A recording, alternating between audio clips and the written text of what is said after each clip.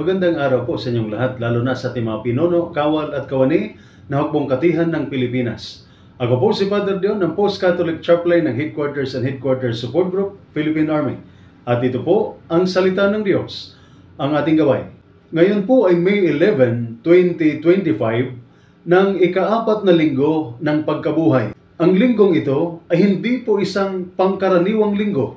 Ito po ay isang may turing nating sacred convergence ng 4 na makabuluhang sandali.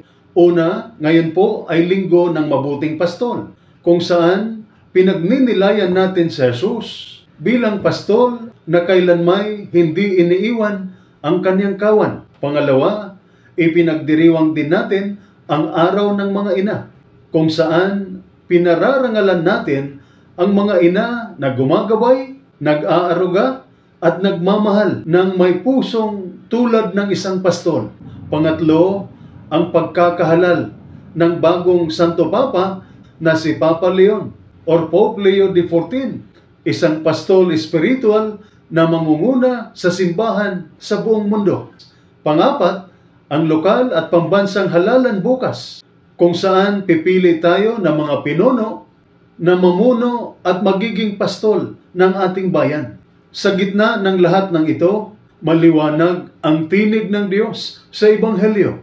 Nakikinig sa tinig ko ang aking mga tupa. Kilala ko sila at sumusunod sila sa akin. Binibigyan ko sila ng buhay na walang hanggan at kailanmay hindi sila mapapahamak. At narito ang aral na mensahe mula sa puso ng mabuting pastol. Una, hindi ko kayo iniwan. Habang tinatanggap natin si Papa Leo XIV at humaharap tayo sa lokal at pambansang halalan sa Lunes, pinatitibay tayo ng Diyos.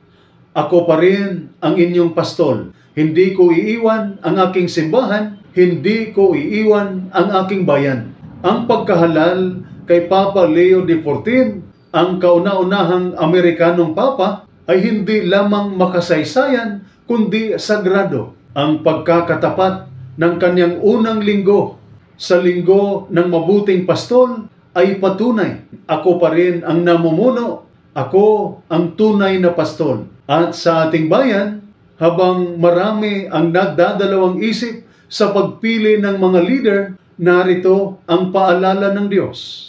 Hindi ko kayo nakalimutan. Mahalaga pa rin sa akin ang Pilipinas. Makinig kayo sa aking tinig. Huwag hayaang madaig ng takot at pagkadismaya. Pangalawa, makinig kayo sa aking tinig, hindi sa ingay.